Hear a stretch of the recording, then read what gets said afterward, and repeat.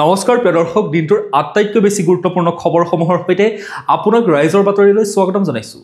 আজি অসমীয়া আঘোণ মাহৰ 18 তাৰিখ আৰু ইংৰাজী 5 ডিচেম্বৰ।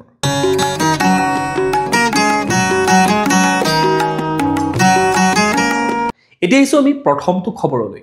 ৰাজ্যৰ গৃহ বিভাগে নিষিদ্ধ কৰিলে 3টা জেহাদী সংগঠন। অসম আৰক্ষীৰ অপৰাধ অনুসন্ধান শাখাৰ পৰা পোৱা বিশেষ তথ্য অনুসৰি ৰাজ্যৰ গৃহ বিভাগে তৎকালে 3টা সক্ৰিয় জেহাদী সংগঠনক নিষিদ্ধ ঘোষণা কৰিছে। এই সিদ্ধান্ত ৰাজ্যৰ সুৰক্ষা আৰু শান্তি বজাই ৰখাৰ দিশত এক অতি গুৰুত্বপূৰ্ণ পদক্ষেপ। গৃহ বিভাগে জাৰি কৰা নিৰ্দেশনা অনুসৰি জামাত উল মুজাহিদ্দিন বাংলাদেশ, আনসাৰুল্লাহ বাংলা টিম আৰু অল কায়দাৰ সৈতে জড়িত আনসাৰ অল ইছলাম নামৰ সন্ত্ৰাসবাদী সংগঠনকেইটাক নিষিদ্ধ ঘোষণা কৰা হৈছে। ৰাজ্যৰ ন্যায়িক বিভাগে 26 নৱেম্বৰত প্ৰকাশ কৰা অনুসৰি অসম আৰক্ষীৰ অপৰাধ অনুসন্ধান শাখাই এই সংগঠনকেইটাৰ গোপন যোগাযোগ আৰু আপত্তিজনক তথ্যসূত্ৰ লাভ কৰিছিল, যি ৰাজ্যৰ নিৰাপত্তাৰ বাবে ভাবুকি কঢ়িয়াই আনিছিল। উল্লেখযোগ্য যে উক্ত নিৰ্দেশনা অনুসৰি নিষিদ্ধ সংগঠনকেইটাই কোনো ধৰণৰ প্ৰচাৰ মাধ্যমেৰে কৰা প্ৰচাৰক এতিয়াৰ পৰা ভাৰতীয় নাগৰিক সুৰক্ষা সংহিতাৰ 18 নং ধাৰা অনুসৰি এক গুৰুতৰ অপৰাধ হিচাপে গণ্য কৰা হ'ব। ৰাজ্যৰ গৃহ বিভাগে সকলো নাগৰিকক এই সংগঠনসমূহৰ সৈতে জড়িত যিকোনো কাৰ্যকলাপৰ পৰা দূৰত থাকিবলৈ আহ্বান জনাইছে। এতিয়া আহিছোঁ আমি পৰৱৰ্তী খবৰটোলৈ। জুবিন গাৰ্গ মৃত্যুৰ ৰহস্য। 10 ডিচেম্বৰৰ আগতেই চাৰ্জশ্বীট দাখিল কৰিব SIT-য়ে, ঘোষণা মুখ্যমন্ত্ৰীৰ। মুখ্যমন্ত্ৰী ডক্টৰ হিমন্ত বিশ্ব শৰ্মাই বৃহস্পতিবাৰে পুনৰ কয় যে জুবিন গাৰ্গৰ ৰহস্যজনক মৃত্যুকাণ্ডৰ তদন্তৰ চাৰ্জশ্বীট SIT-য়ে 10 ডিচেম্বৰৰ আগতেই দাখিল কৰিব। মুখ্যমন্ত্ৰীয়ে ডক্টৰ শৰ্মাই কয় যে নিয়ম অনুসৰি 18 ডিচেম্বৰৰ ভিতৰত চাৰ্জশ্বীট দাখিল কৰিব লাগে যদিও তেওঁ আশা প্ৰকাশ কৰে যে 10 ডিচেম্বৰৰ আগতেই SIT-য়ে দাখিল কৰিব পাৰিব চাৰ্জশ্বীট। SIT-য়ে 10 ডিচেম্বৰৰ ভিতৰত আদালতত চাৰ্জশ্বীট দাখিল কৰিব যদিও নিয়মমতে 18 ডিচেম্বৰ পৰ্যন্ত সময় আছে, কিন্তু মই বিশ্বাস কৰোঁ যে 10 ডিচেম্বৰৰ আগতেই চাৰ্জশ্বীট দাখিল কৰা হ'ব। SIT-য়ে চাৰ্জশ্বীট দাখিলৰ সঠিক তাৰিখ আৰু সময় সংবাদ মেলযোগে জনাব, আৰু মোৰ বিশ্বাস তেওঁলোকে 6 পৰা 8 ডিচেম্বৰৰ ভিতৰত যিকোনো এটা দিনৰ চাৰ্জশ্বীট দাখিল কৰিব। উল্লেখযোগ্য যে 19 ছেপ্টেম্বৰত ছিংগাপুৰত প্ৰাণৰ শিল্পী জুবিন গাৰ্গৰ ৰহস্যজনক মৃত্যুৰ সন্দৰ্ভত গঠিত অসম আৰক্ষীৰ বিশেষ তদন্তকাৰী দল SIT এতিয়ালৈকে 7জনক গ্ৰেপ্তাৰ কৰিছে। তেওঁলোক ক্ৰমে হ'ল নৰ্থ ইষ্ট ইণ্ডিয়া ফেষ্টিভেলৰ আয়োজক শ্যামকানু মহন্ত, জুবিন গাৰ্গৰ মেনেজাৰ সিদ্ধাৰ্থ শৰ্মা, তেওঁৰ ভাতৃ সন্দীপন গাৰ্গ, ড্ৰামাৰ শেখৰজ্যোতি গোস্বামী আৰু সহগায়িকা অমৃতপ্ৰভা মহন্ত আৰু তেওঁৰ 2 PSO পৰেশ বৈশ্য আৰু নন্দেশ্বৰ বৰা। এতিয়া আহিছোঁ আমি পৰৱৰ্তী খবৰটোলৈ। চিকিৎসা সেৱাৰ ক্ষেত্ৰত হাহাকাৰ পৰিস্থিতি। এফালে চাকৰিৰ পৰা অব্যাহতি, আনফালে অৰ্ধ উলংঘ হৈ প্ৰতিবাদ। এফালে অসম চৰকাৰৰ কঠোৰ সিদ্ধান্ত, আনফালে নিজৰ দাবীত অটল প্ৰতিবাদকাৰী। তাৰ মাজতেই গুৱাহাটীৰ চচলৰ প্ৰতিবাদস্থলীত 4ৰ্থ দিনৰ বাবেও অব্যাহত আছে 108 মৃত্যুঞ্জয় সেৱাৰ কৰ্মচাৰীসকলৰ অৱস্থান ধৰ্মঘট তথা কৰ্মবিৰতি কাৰ্যসূচী। 108 মৃত্যুঞ্জয় সেৱাৰ শতাধিক প্ৰতিবাদী কৰ্মচাৰীক চাকৰিৰ পৰা অব্যাহতি দিয়াৰ পিছতো যোৱা 1 ডিচেম্বৰৰ পৰা ধাৰাবাহিক প্ৰতিবাদী কাৰ্যসূচী অব্যাহত ৰাখিছে সদৌ অসম 108 মৃত্যুঞ্জয় কৰ্মচাৰী সন্থাৰ উদ্যোগত চালক কৰ্মচাৰীসকলে।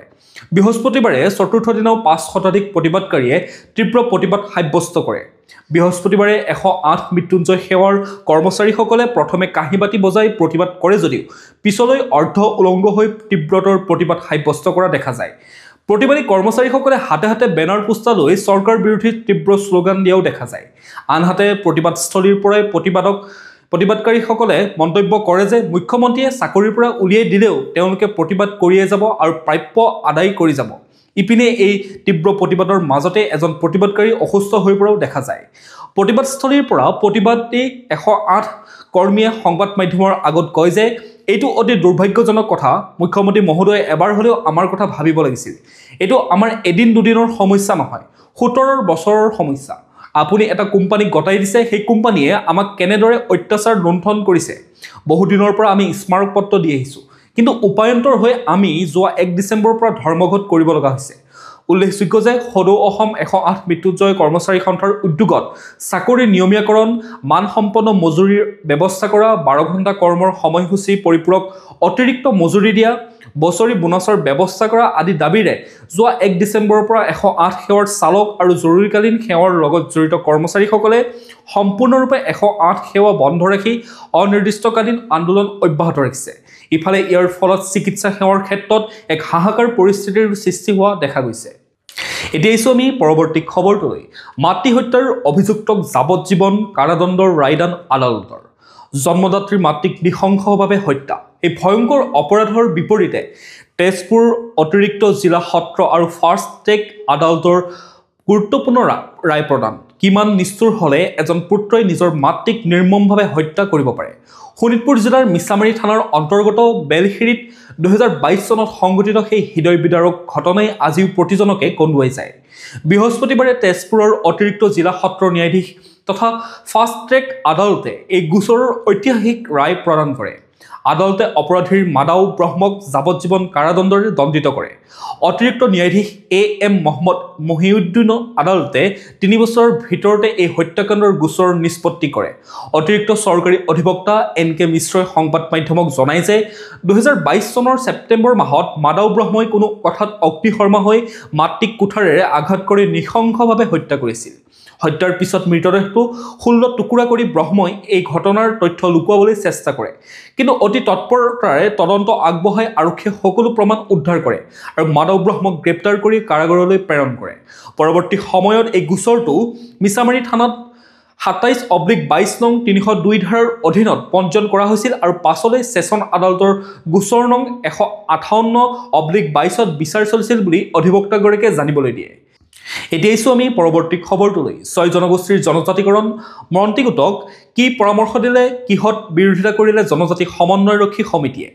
অসমৰ 6 জনগোষ্ঠীৰ জনজাতিকৰণক লৈ অসম চৰকাৰে মন্ত্ৰী গোটৰ অন্তৱৰ্তীকালীন প্ৰতিবেদন দাখিলৰ পিছত অসমৰ বৰ্তমান সাংবিধানিকভাৱে স্বীকৃত জনজাতিসকলে একেখন মঞ্চৰ পৰা তীব্ৰ প্ৰতিবাদ জনাই আহিছে। 6 জনগোষ্ঠীৰ জনজাতিকৰণ প্ৰসংগত বৃহস্পতিবাৰে অসম চৰকাৰৰ মন্ত্ৰী গোটৰ সৈতে বৰ্তমান স্বীকৃতিপ্ৰাপ্ত 14টা জনগোষ্ঠীৰ সমন্বয় সমিতি অসমৰ এক গুৰুত্বপূৰ্ণ বৈঠক অনুষ্ঠিত হয়। এই বৈঠকত মন্ত্ৰী গোটৰ পৰা এমাহৰ সময় বিচাৰে জনজাতি সমন্বয় সমিতিয়ে। তাৰ পিছতেই অভিজ্ঞজনৰ সৈতে আলোচনাৰ পিছত বিৰোধিতা বা নিজৰ যুক্তিসমূহৰ চূড়ান্ত প্ৰতিবেদন মন্ত্ৰী গোটক দাখিল কৰিব। মন্ত্ৰী গোটেৰে হোৱা বৈঠকত কিছুমান নীতিৰ শুধৰণি বিচৰাৰ লগতে মুখ্যমন্ত্ৰীৰ পৰ্যায়ত বৈঠক অনুষ্ঠিত হোৱাৰ পিছতেই বিষয়টোক লৈ দেশৰ গৃহমন্ত্ৰী পৰ্যায়ত ত্ৰিপাক্ষিক বৈঠক আহ্বানৰ দাবী কৰিলে 14 জনজাতিৰ প্ৰতিনিধিসকলে। মন্ত্ৰী গোটৰ অধ্যক্ষ ডঃ ৰণোজ পেগু আৰু অতিৰিক্ত মুখ্য সচিব চুইটি চাংচনৰ সৈতে 14টা জনগোষ্ঠীৰ সমন্বয় সমিতিৰ বৈঠক অনুষ্ঠিত হয়। 2 ঘণ্টাজোৰা বৈঠকৰ অংশগ্ৰহণ কৰাৰ পিছত জনজাতি সমন্বয় সমিতিৰ মুখ্য সমন্বয়ক আদিত্য খাকলাৰীৰ মন্তব্য। আলোচনা প্ৰক্ৰিয়াৰ আৰম্ভণি এয়া বিষয়টোৱে স্পৰ্শকাতৰ। বৈঠকত মন্ত্ৰী গোটৰ প্ৰতিবেদনৰ বিষয়ে মন্ত্ৰী গোটৰ অধ্যক্ষই বৰ্ণনা কৰা কিছু কথাত আমি বুজি পাইছোঁ যে অসমৰ 6 জনগোষ্ঠীক জনজাতিকৰণ কৰিবলৈ যাওঁতে সকলোবোৰ খুঁটি নাটি চাবলগীয়া হৈছে। বৰ্তমানৰ জনজাতিসকলৰ যাতে কোনো ক্ষয় ক্ষতি নহয় আমি কিছু পইণ্টত দাবী উত্থাপন কৰিছোঁ। সেইখিনি মডিফিকেশ্যন আনিবলৈ আমি দাবী জনাইছোঁ। এতিয়া আছোঁ আমি পৰৱৰ্তী খবৰটোলৈ। 2দিনীয়া কাৰ্যসূচীৰে অসম ভ্ৰমণ কৰিব প্ৰধানমন্ত্ৰী নৰেন্দ্ৰ মোদীয়ে। কেইবাটাও বৃহৎ প্ৰকল্পৰ শুভাৰম্ভ। দেশৰ প্ৰধানমন্ত্ৰী নৰেন্দ্ৰ মোদীয়ে 20 আৰু 21 ডিচেম্বৰত 2দিনীয়া কাৰ্যসূচীৰে অসম ভ্ৰমণ কৰিব। এই ভ্ৰমণে ৰাজ্যৰ বাবে উন্নয়নমূলক সুখবৰ কঢ়িয়াই আনিব। বুধবাৰে এই সন্দৰ্ভত মুখ্যমন্ত্ৰী ডঃ হিমন্ত বিশ্ব শৰ্মাৰ উপস্থিতিত কইনাধৰাত এখন গুৰুত্বপূৰ্ণ বৈঠক অনুষ্ঠিত হয়। এই ভ্ৰমণৰ বিশেষ আকৰ্ষণ হ'ব গুৱাহাটীৰ লোকপ্ৰিয় গোপীনাথ বৰদলৈ আন্তঃৰাষ্ট্ৰীয় বিমানবন্দৰৰ নতুন সমন্বিত টাৰ্মিনেলৰ ভৱনৰ আনুষ্ঠানিকভাৱে উদ্বোধন। 2দিনীয়া ভ্ৰমণৰ সময়ছোৱাত প্ৰধানমন্ত্ৰীগৰাকীয়ে লোকপ্ৰিয় গোপীনাথ বৰদলৈ আন্তঃৰাষ্ট্ৰীয় বিমানবন্দৰৰ নতুন সমন্বিত টাৰ্মিনেলৰ ভৱনটো আনুষ্ঠানিকভাৱে উদ্বোধন কৰাৰ লগতে আন বহু গুৰুত্বপূৰ্ণ প্ৰকল্পৰো শুভাৰম্ভ কৰিব। নতুন বিমানবন্দৰ টাৰ্মিনেলটোৱে যাত্ৰীসকলৰ বাবে যাতায়াত অধিক দ্ৰুত, সুচাৰু আৰু সুবিধাজনক কৰি তুলিব। ইয়াৰ ফলত বিমানবন্দৰৰ বাৰ্ষিক যাত্ৰীৰ ক্ষমতা 34 লাখৰ পৰা বৃদ্ধি পাই 131 লাখ হ'বগৈ বুলি ধাৰণা কৰা হৈছে। টাৰ্মিনেলৰ নক্সাত অসমৰ সৌন্দৰ্যক প্ৰতিফলিত কৰা হৈছে। কপৌ ফুলৰ আৰ্হি, স্কাই ফৰেষ্টৰ বৈশিষ্ট্য আৰু পৰম্পৰাগত গামোচাৰ থিমেৰে সজোৱা হৈছে আভ্যন্তৰীণ অংশ। আধুনিক নিৰাপত্তা ব্যৱস্থা আৰু ডিজি যাত্ৰা ই-গেটৰ দ্বাৰা যাতায়াত অধিক সহজ আৰু আধুনিক হৈ পৰিব। উক্ত দিনটোতে প্ৰধানমন্ত্ৰী মোদীয়ে গোপীনাথ বৰদলৈৰ প্ৰতিমূৰ্তি এটা উন্মোচন কৰিব। অসমৰ প্ৰথমগৰাকী মুখ্যমন্ত্ৰী আৰু স্বাধীন ভাৰত গঢ়াত গুৰুত্বপূৰ্ণ ভূমিকা পালন কৰা মহান ব্যক্তিগৰাকীৰ প্ৰতি এয়া শ্ৰদ্ধাঞ্জলি। ইয়াৰ পিছদিনা অৰ্থাৎ 21 ডিচেম্বৰত প্ৰধানমন্ত্ৰী মোদীয়ে নামৰূপত এমনিয়া ইউৰিয়া প্ৰকল্পৰ আধাৰশিলা স্থাপন কৰিব। এই বিশাল সাৰ কাৰখানাটোৰ বাৰ্ষিক উৎপাদন ক্ষমতা হ'ব 12.7 লাখ মেট্ৰিক টন। উল্লেখযোগ্য যে ভ্ৰমণসূচীৰ 2 দিনতে গুৱাহাটী আৰু নামৰূপত ৰাজহুৱা সভাতো ভাষণ প্ৰদান কৰিব মোদীয়ে। প্ৰধানমন্ত্ৰীগৰাকীৰ আগমনৰ পূৰ্বে মুখ্যমন্ত্ৰী ডক্টৰ হিমন্ত বিশ্ব শৰ্মাই গুৱাহাটীত উচ্চ পৰ্যায়ৰ বৈঠকত নিৰাপত্তা, জনসমাগম আৰু অনুষ্ঠানৰ প্ৰস্তুতি সন্দৰ্ভত আলোচনা কৰে। এই বৈঠকত আৰক্ষী প্ৰশাসন আৰু Assam valley fertilizer and chemical কোম্পানীৰ উচ্চপদস্থ বিষয়াসকল উপস্থিত আছিল। মুখ্যমন্ত্ৰীয়ে সকলো বিভাগক নিখুঁত সমন্বয় ৰক্ষা কৰি প্ৰতিটো কাৰ্যসূচী সফল কৰি তোলাৰ নিৰ্দেশ প্ৰদান কৰে। এতিয়া আহিছোঁ আমি পৰৱৰ্তী খবৰটোলৈ। সামাজিক মাধ্যমত দিন বেয়া চলিছে গৌৰৱ গগৈ। লাচিত দিৱসৰ পোষ্ট পলমকৈ দিয়া বিতৰ্ক মাৰ নযাওঁতেই পুনৰ সামাজিক মাধ্যমত গৌৰৱ গগৈৰ পোষ্টক লৈ বিতৰ্ক। এই বিষয়ক লৈ মুখ্যমন্ত্ৰী হিমন্ত বিশ্ব শৰ্মাই বৃহস্পতিবাৰৰ দিনটোত মন্তব্য আগবঢ়াইছিল। উল্লেখযোগ্য যে এগৰাকী সাংসদ হিচাপে তেওঁ প্ৰতিটো কাম নিয়াৰিকৈ হোৱাৰ লগতে কৰাটো বিচাৰে ৰাইজে। এনে ক্ষেত্ৰত থলুৱা কৃষ্টিৰ প্ৰতিটো বিষয় সন্দৰ্ভত গৌৰৱ গগৈ কিমান জ্ঞাত তাক লৈ উত্থাপন হৈছে প্ৰশ্ন। সামাজিক মাধ্যমত ককৰ্থনাৰ সন্মুখীন হৈ খৰখেদাকৈ শুভেচ্ছা দিবলৈ গৈ 2023 চনত মন্ত্ৰী ৰঞ্জিত দাসৰ এটা পোষ্ট চুৰ কৰি সামাজিক মাধ্যমত আপলোড কৰাৰ অভিযোগ উঠিছিল গৌৰৱ গগৈৰ বিৰুদ্ধে। এই বিষয়টোক লৈ কালি মুখ্যমন্ত্ৰী হিমন্ত বিশ্ব শৰ্মায়ো প্ৰতিক্ৰিয়া প্ৰকাশ কৰিছিল। আজি পুনৰ দেখা গ'ল যে থলুৱা কৃষ্টিৰ প্ৰতি থকা গৌৰৱ গগৈৰ অনীহা। মহোহোৰ পোষ্ট দিওঁতে গৌৰৱ গগৈ অৱহেলা। অভিযোগ অনুসৰি প্ৰথমে মহোহোৰ ভিডিঅ'ৰ সৈতে নৌসেনা দিৱসৰ কেপশ্যন লিখি পোষ্ট কৰে গৌৰৱ গগৈয়ে। তাৎক্ষণিকভাৱে সেই পোষ্টটো ডিলিট কৰি ভিডিঅ'টো পুনৰ পোষ্ট কৰে। এই ক্ষেত্ৰত এজন সাংসদ হিচাপে সেইখিনি সচেতনতা থকাটো নিতান্তই প্ৰয়োজন গৌৰৱ গগৈ। এতিয়া আহিছোঁ আমি পৰৱৰ্তী খবৰটোলৈ। নিৰ্বাচনৰ পূৰ্বে অসমৰ সমষ্টিয়ে ভোটাৰৰ কাষ চাপিব কংগ্ৰেছ। 2026 চনত অসমত অনুষ্ঠিত হ'ব বিধানসভা নিৰ্বাচন। তাৰ পূৰ্বে ৰাজ্যখনত কংগ্ৰেছ দলে এক বিশেষ কাৰ্যসূচীৰ আয়োজন কৰিব। ভোটাৰৰ ওচৰলৈ যোৱাৰ সিদ্ধান্ত লৈছে কংগ্ৰেছ দলটোৱে, যাৰ বাবে অহা 5 ডিচেম্বৰৰ পৰা ৰাজ্যখনত ভোটাৰৰ যোগাযোগ অভিযান আৰম্ভ কৰা হ'ব, য'ত ৰাজ্যখনৰ সকলো জ্যেষ্ঠ নেতাই অংশগ্ৰহণ কৰিব। অসম প্ৰদেশ কংগ্ৰেছে আগবঢ়োৱা এই প্ৰস্তাৱত সন্মতি প্ৰকাশ কৰিছে দলৰ জ্যেষ্ঠ নেতা ৰাহুল গান্ধীয়ে। ডিব্ৰুগড়ৰ পৰা আৰম্ভ হ'বলগীয়া এই অভিযানে সকলো বিধানসভা সমষ্টি সামৰি ল'ব। এই অভিযানৰ সময়ত কংগ্ৰেছে 2026 চনৰ বিধানসভা নিৰ্বাচনৰ বাবে প্ৰস্তাৱিত ইস্তাহাৰ সন্দৰ্ভত ভোটাৰৰ পৰা মতামত লাভ কৰাৰ লগতে ৰাজ্যৰ চৰকাৰৰ বিৰুদ্ধে অভিযোগসমূহো উত্থাপন কৰিব। কংগ্ৰেছৰ এক সূত্ৰৰ মতে অসমত ভোটাৰৰ যোগাযোগ অভিযান পূৰ্বে ছত্তীশগড়ত চলোৱা একেধৰণৰ অভিযানৰ আধাৰতে লোৱা হৈছে, যাৰ ফলত 2018 চনৰ বিধানসভা নিৰ্বাচনত দলটোৱে জয়লাভ কৰিছিল। দলীয় ইস্তাহাৰৰ বাবে ইনপুট সংগ্ৰহ কৰিবলৈ জনজাতীয় ৰাজ্য ভ্ৰমণ কৰা ছত্তীশগড়ৰ জ্যেষ্ঠ নেতা TS সিং দেৱ অসম ভোটাৰ যোগাযোগ অভিযানত অংশগ্ৰহণ কৰিব বুলি জানিব পৰা গৈছে। এতিয়া আহিছোঁ আমি পৰৱৰ্তী খবৰটোলৈ। বিদ্যাপুৰত চাঞ্চল্য। পৰকীয়া প্ৰেমৰ বাবে পত্নীৰ প্ৰেমিকক হত্যা কৰি গাঁতত পুতি থলে স্বামীয়ে। বঙাইগাঁও জিলাৰ বিদ্যাপুৰ আৰক্ষী চকীৰ অন্তৰ্গত 2 নং নাচনকুটিত সংঘটিত এক হত্যাকাণ্ডই সমগ্ৰ বিদ্যাপুৰ অঞ্চলত চাঞ্চল্যৰ সৃষ্টি কৰিছে। গাঁওখনৰ একেশ্বৰ বৰ্মন নামৰ লোকজনে একে গাঁৱৰে নয়ন বৰ্মন নামৰ যুৱকজনক হত্যা কৰি গাঁতত পুতি থয়। একেশ্বৰ বৰ্মন নামৰ লোকজন নিজৰ পত্নীৰ লগত যুৱকজনৰ অবৈধ প্ৰেমৰ সন্দেহ কৰিছিল। জানিব পৰা মতে হত্যাৰ বলি হোৱা যুৱকজন 3 দিন পূৰ্বেই নিজ ঘৰৰ পৰা সন্ধানহীন হৈছিল। পৰিয়ালৰ লোকে বিভিন্ন ঠাইত যুৱকজনৰ বিচাৰ খোচাৰ কৰি একো সন্ধান লাভ নকৰাত গাঁওখনৰ একেশ্বৰ বৰ্মন নামৰ লোকজনৰ ওপৰত সন্দেহ প্ৰকাশ কৰি আৰক্ষীক অৱগত কৰে। পৰিয়ালে জনোৱা মতে আৰক্ষীয়ে কালি নিশা একেশ্বৰক আটক কৰে। আৰক্ষীৰ জেৰাত একেশ্বৰে নয়নক মাতি নি 3 দিন পূৰ্বে হত্যা কৰি একেশ্বৰৰ ঘৰৰ সমীপতে মৰা চম্পা নৈৰ পাৰৰ খেতিপথাৰত পুতি থয় বুলি জনায়। পিছত আজি পুৱা ঘটনাস্থলীত আৰক্ষী উপস্থিত হৈ পুতি থোৱা গাঁতৰ পৰা যুৱকজনৰ মৃতদেহ উদ্ধাৰ কৰে। ইপিনে আৰক্ষীয়ে একেশ্বৰ বৰ্মনৰ লগতে তেওঁৰ পিতৃ আৰু ভাতৃকো আটক কৰি তদন্ত অব্যাহত ৰাখিছে। এতিয়া আহিছোঁ আমি পৰৱৰ্তী খবৰটোলৈ। আজি ৰূপহীহাটৰ ভকত গাঁৱত 38 বিঘা ভূমিত চলিব উচ্ছেদ অভিযান। হাজো জিলা প্ৰশাসন। ৰূপহীহাটৰ ভকত গাঁৱত 5 ডিচেম্বৰ পুৱাৰে পৰা প্ৰশাসনে চলাব উচ্ছেদ অভিযান। উচ্ছেদৰ বাবে সম্পূৰ্ণ সাজু হৈ উঠিছে জিলা প্ৰশাসন। ৰূপহীহাটৰ ভকত গাঁৱত উচ্ছেদৰ পূৰ্বেই নিজে নিজে খালী কৰিলে বেদখলীকৃত ভূমি। চামগুৰি ৰাজচক্ৰৰ খাটুৱাল মৌজাৰ 12 দাগৰ ভকত গাঁও কিচামতৰ 38 বিঘা ভূমি বেদখলীৰ কবলত আছে।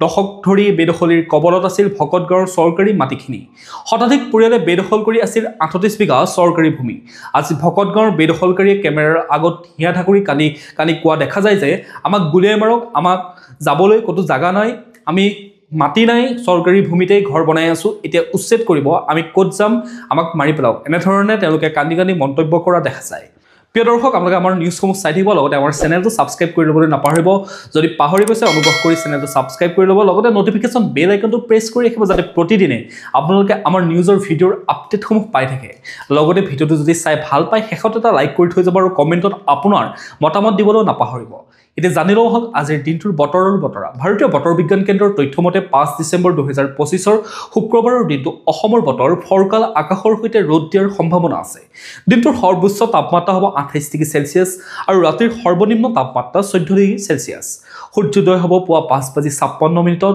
আৰু সূৰ্যাস্ত হ'ব আবেলি ৪:৩০ মিনিটত এতিয়া আছো আমি ৰাষ্ট্ৰীয় গুৰুত্বপূৰ্ণ খবৰসমূহৰ মাজলৈ আশংকাক সত্য প্ৰমাণিত কৰি ডলাৰৰ বিপৰীতে টকাৰ মূল্যই অতিক্ৰম কৰিলে ৯০ টকাৰ সীমা ধাৰাবাহিক পতনৰ পৰিণতিত $1 তুলনাত বুধবাৰে টকাৰ মূল্য হ্ৰাস পায় ৯০.২৯ লৈ ভাৰতীয় টকাৰ মূল্যৰ এই বৃহৎ স্থলনে এই মুদ্ৰাৰ অধোগতিৰ ক্ষেত্ৰত এক সৰ্বকালৰ অভিলেখ সৃষ্টি কৰিলে মঙলবাৰে ডলাৰৰ বিপৰীতে টকাৰ মূল্য আছিল ৭৯.৯৪৭৫ একেৰাহে বৈদেশিক মুদ্ৰাৰ বজাৰত টকা স্থিতিশীল হোৱাৰ কোনো লক্ষণ নাই বিশ্বজুৰি বিনিয়োগকাৰীয়ে ভাৰতীয় বজাৰৰ পৰা সঞ্চিত পুঁজি উলিয়াই নিয়াৰ ফলত নজিৰবিহীনভাৱে ভাৰতীয় মুদ্ৰা দৰ অটল গহ্বৰত পতিত হৈছে অধিকাংশ দেশৰে স্থানীয় মুদ্ৰাৰ বিপৰীতে ডলাৰ শক্তিশালী হোৱা বাবে বিগত কেইবা সপ্তাহ ধৰি এই প্ৰৱণতাই দেখা দিছে দুৰ্বল বাণিজ্য নিৰবিচ্ছিন্ন ৰপ্তানিকাৰীৰ যোগান আৰু ভাৰত মাৰ্কিন বাণিজ্য চুক্তিক লৈ অনিশ্চয়তাৰ ফলতে টকাৰ মূল্য হ্ৰাস পোৱা বুলি কোৱা হৈছে বজাৰত এনে পৰিস্থিতিত একাংশ বিত্তীয় বিশেষজ্ঞসকলে RBI হস্তক্ষেপৰ দাবী কৰে কিছুদিন পূৰ্বে RBIৰ গভৰ্ণৰ সঞ্জয় মালহোত্ৰাই স্পষ্ট কৰি দিয়ে যে বজাৰৰ যোগান চাহিদাৰ গণিতেই হৈছে মূল কাৰণ তেওঁলোকে মুদ্ৰাৰ মূল্য হস্তক্ষেপ কৰিব নিবিচাৰে কিন্তু পানীমূৰৰ ওপৰলৈ যোৱাৰ বাবে RBIৰ হস্তক্ষেপ অতি জৰুৰী বুলি একাংশ অৰ্থনীতিবিদে মন্তব্য কৰে এতিয়া আছো আমি পৰৱৰ্তী খবৰটোলৈ দিল্লী পালেহি পুটিন বিমানবন্দৰত বন্ধুক সাৱটি ধৰি আদৰণি জনালে প্ৰধানমন্ত্ৰী মোদীয়ে বৃহস্পতিবাৰে সন্ধিয়া দুদিনীয়া ভাৰত ভ্ৰমণৰ বাবে নতুন দিল্লীৰ পালাম বিমানবন্দৰত অৱতৰণ কৰে ৰাছিয়াৰ ৰাষ্ট্ৰপতি ভ্লাদিমিৰ পুটিনে ৰাছিয়াৰ ৰাষ্ট্ৰপতিয়ে বিমানবন্দৰত উপস্থিত হোৱাৰ পূৰ্বে প্ৰধানমন্ত্ৰী নৰেন্দ্ৰ মোদীয়ে উক্ত স্থানত উপস্থিত হৈ তেওঁক উষ্ম আদৰণি জনায় তাৰ পাছতে দুয়োয়ে ইজনে সিজনক আলিংগন কৰে পৰৱৰ্তী সময়ত একেখন বাহনতে বহি দুই বন্ধু পুটিন আৰু মোদীয়ে নিৰ্দিষ্ট স্থান অভিমুখে ৰাওনা হয় আজি প্ৰধানমন্ত্ৰী মোদীয়ে পুটিনৰ বাবে ব্যক্তিগত ভোজৰ আয়োজন কৰিছে সম্ভৱত হায়দৰাবাদ হাউচত দুয়োগৰাকী নেতাই এক আলোচনাত মিলিত হ'ব ২৩ সংখ্যক ভাৰত ৰাছিয়া বাৰ্ষিক সন্মিলনৰ বাবে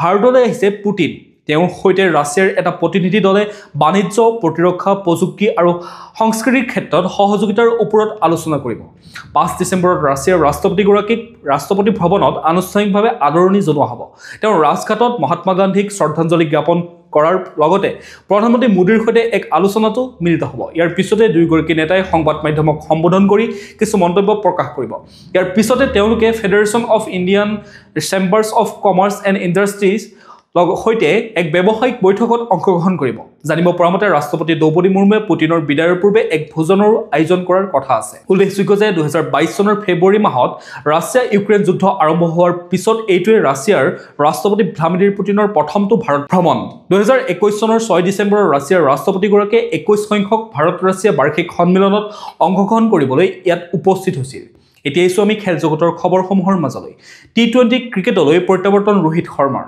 ভাৰতীয় ক্ৰিকেট দলৰ প্ৰাক্তন অধিনায়ক তথা তাৰকা বেটছমেন ৰোহিত শৰ্মাৰ সম্প্ৰতি ব্যস্ত দক্ষিণ আফ্ৰিকাৰ বিৰুদ্ধে চলি থকা ৩খন মেচৰ এদিনীয়া শৃংখলাত ইতিমধ্যে আন্তঃৰাষ্ট্ৰীয় টি20 আৰু টেষ্ট ক্ৰিকেটৰ পৰা অৱসৰ গ্ৰহণ কৰা হিটমেনক কেৱল দেখা যায় এদিনীয়া ক্ৰিকেটতহে ভাৰতৰ হৈ ২০২৭ চনৰ বিশ্বকাপত অংশগ্ৰহণ কৰি দলৰ হাতত বিজয়ী ট্ৰফি তুলি দিয়াটোৱেই ক্ৰিকেটাৰগৰাকীৰ বৰ্তমান সময়ত একমাত্ৰ লক্ষ্য এতিয়া আছো আমি আন্তঃৰাষ্ট্ৰীয় গুৰুত্বপূৰ্ণ খবৰসমূহৰ মাজলৈ ১০,০০০ বছৰ পুৰণি DNA পৰীক্ষাৰ জৰিয়তে তথ্য লাভ ইস্তোনিয়াৰ বিজ্ঞানীৰ এক অকল্পনীয় আৱিষ্কাৰৰ গৰাকী হ'ল ইস্তোনিয়াৰ টাৰ্টু বিশ্ববিদ্যালয়ৰ বিজ্ঞানীসকল এই বিজ্ঞানীসকলে ১০,৫০০ বছৰ পুৰণি এটা চুইংগাম শেহতীয়াভাৱে উদ্ধাৰ কৰিবলৈ সক্ষম হৈছে তেতিয়া পৃথিৱীত প্ৰস্তৰ যুগ চলি আছিল 10,000 বছৰৰ পাছত উদ্ধাৰ হোৱা এই চুইংগাম পৰীক্ষা কৰি বিজ্ঞানীসকলে তথ্য পোহৰলৈ আনিছে যে এগৰাকী কিশোৰীয়ে এই চুইংগাম ফালি চিৰি পেলাই দিছিল অবিশ্বাস্য যেন লাগিলেও সত্য যে কিশোৰীগৰাকীৰ চেহেৰাও এই বিজ্ঞানীসকলে ধৰা পেলাবলৈ সক্ষম হৈছে এই সম্পৰ্কত টাৰ্টো বিশ্ববিদ্যালয়ৰ ইতিহাস আৰু প্ৰত্নতত্ত্ব বিভাগৰ গৱেষকসকলে কয় যে প্ৰস্তৰ যুগৰ এই চুইংগাম প্ৰকৃততে এবিধ গছৰ ছাল আছিল এই চুইংগামত কিশোৰীগৰাকীৰ দাঁতৰ দাগ উদ্ধাৰ হৈছে এই দাগৰ DNA পৰীক্ষাৰ জৰিয়তে বিজ্ঞানীসকলে কিশোৰীগৰাকীৰ চেহেৰা সম্পৰ্কে ধাৰণা কৰিবলৈ সক্ষম হৈছে তেওঁলোকৰ মতে কিশোৰীগৰাকীৰ চুলিৰ ৰং বাদামী আছিল একেদৰে তেওঁৰ চকু মণিৰ ৰঙো বাদামী আছিল এই সম্পৰ্কত ইতিহাসবিদ বেটানি হিউৱে জনায় যে ইষ্টনিয়াৰ উক্ত বিশ্ববিদ্যালয়ৰ দেশখনৰ জনসংখ্যাৰ 20% DNA নমুনা সংগ্ৰহ কৰি ৰখা হৈছে ইয়াৰ জৰিয়তে বিজ্ঞানীসকলে বৰ্তমানৰ মানুহৰ সৈতে প্ৰাচীন কালৰ মানুহৰ তুলনা কৰিবলৈ সক্ষম হ'ব এই সম্পৰ্কত বেটানিয়া লগতে কয় যে হেজাৰ হেজাৰ বছৰ পূৰ্বৰ মানুহে দাঁতৰ বিষৰ পৰা উপশম পাবলৈ বাৰ্চ নামৰ এবিধ বিশেষ গছৰ ছাল চুবাইছিল বহুতে এই গছৰ ছালক চুইংগাম দৰে চুবাইছিল প্ৰিয় দৰ্শক আজিৰ দিনটোৰ গুৰুত্বপূৰ্ণ খবৰসমূহ আছিল ইমানেই আপোনালোকে যদি এতিয়াও আমাৰ চেনেলটো সাবস্ক্ৰাইব কৰি ল'বলৈ পাহৰি গৈছে অনুগ্ৰহ কৰি চেনেলটো সাবস্ক্ৰাইব কৰি ল'ব লগতে নটিফিকেশ্যন বেল আইকনটো প্ৰেছ কৰি ৰাখিব যাতে প্ৰতিদিনে আপোনালোকে আমাৰ নিজৰ ভিডিঅ'ৰ আপডেটসমূহ পাই থাকে লগতে ভিডিঅ'টো যদি চাই ভাল পালে এটা লাইক কৰি থৈ যাব আৰু কমেণ্টত আপোনাৰ মতামত দিবলৈ নাপাহৰিব কাইলৈ পুনৰ একে সময়তে লগ পোৱাৰ প্ৰতিশ্ৰুতিৰে আপোনাক বহুত বহুত ধন্যবাদ জ্ঞাপন কৰিছোঁ